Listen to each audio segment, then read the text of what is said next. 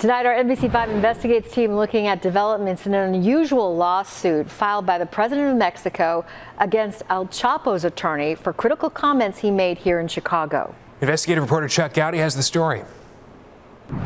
The attorney for drug lord El Chapo and the new president of Mexico tonight are in a Dirksen building, Donnybrook, for what the lawyer said about her here in Chicago. While standing in the lobby of the Chicago federal courthouse, Jeffrey Lichtman branded President Claudia Sheinbaum as a shill for the drug cartels.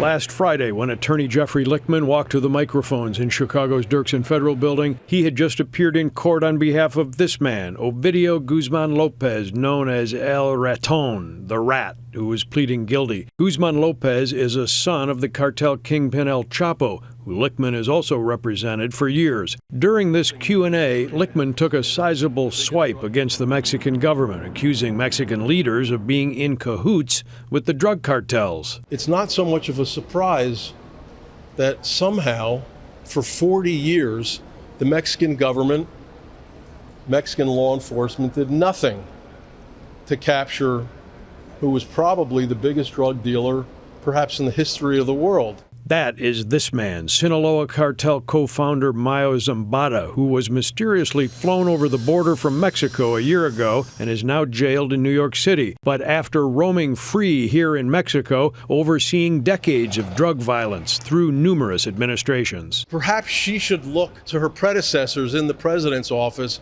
and try to figure out why that happened, instead of acting as the PR, the public relations arm of the Zambada drug trafficking organization, which is what she sounds like.